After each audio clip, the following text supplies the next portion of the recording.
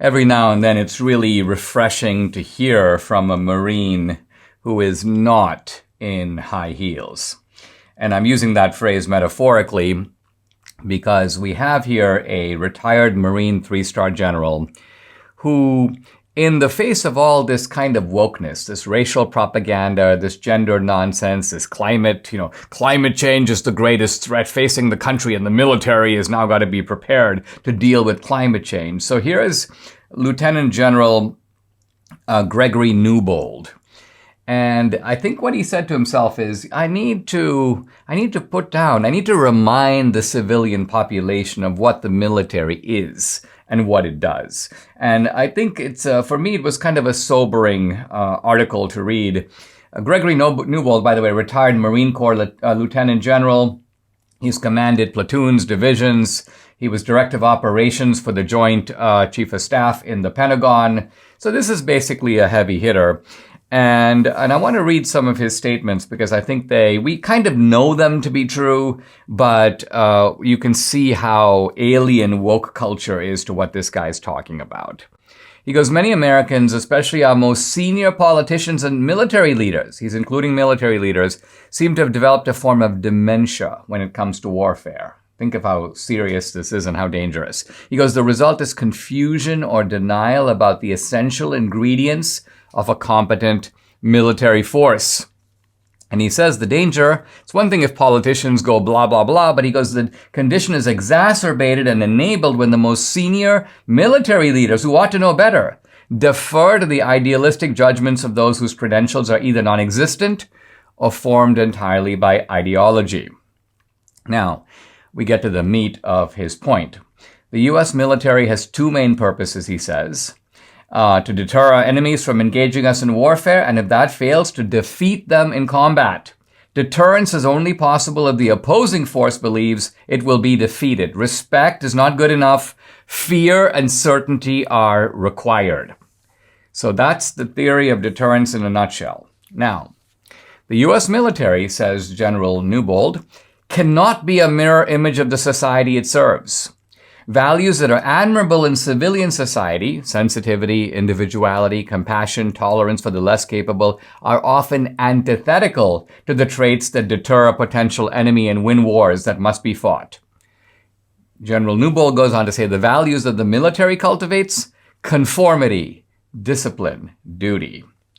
He says, he's talking now about direct ground combat. And he says, when you're thinking about direct combat, you want people who are instinctively and almost irrationally disciplined. Do this, go there, run up that hill. And you don't want someone to go, well, is that really a wise judgment? Explain to me the logic of asking me to do that. What will No, the idea is you've got to operate in a sense as a team. And he goes, nothing about intense ground combat is polite. It is often subhumanly coarse.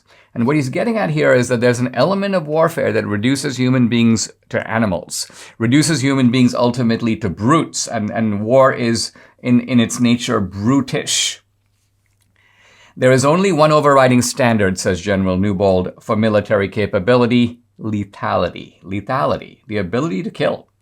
And he goes, the office holders who dilute this core truth with civil society's often appropriate priorities, diversity, gender, etc., undermine the military's chances of success. Reduced chances of success means more casualties, which makes defeat more likely. And then this sentence, which I love: combat is the harshest meritocracy that exists. And nothing but ruthless adherence to this principle contributes to deterrence and combat effectiveness. So this is what a military is supposed to be. This is what generals are supposed to understand.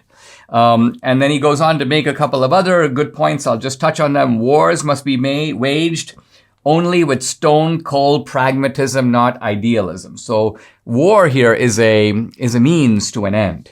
And the end is defeat of the enemy and the establishment of a peace, but not just any peace, a peace that is actually in your favor.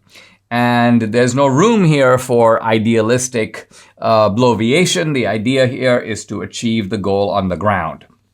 And finally, a military force's greatest strengths are cohesion and discipline.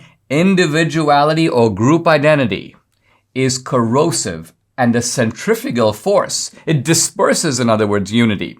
Indeed, the military wears uniforms because uniformity is essential. Basically, what he's saying is, look, there are two enemies of group cohesion, the cohesion of the whole group. One is the idea that I'm an individual. I'm me. I'm not you. I've got my own distinct personality. You have to adjust to my eccentricities. No.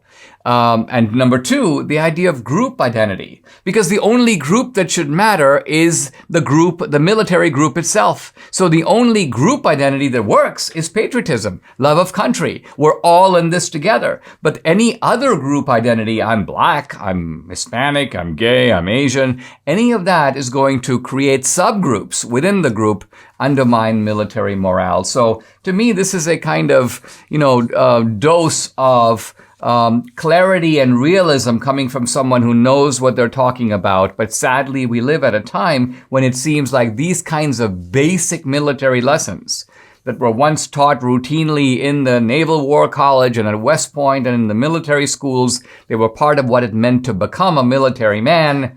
All of this has now become submerged, has become dissipated, has been lost. And wokeness has found its way even into the area of American lethality and American combat.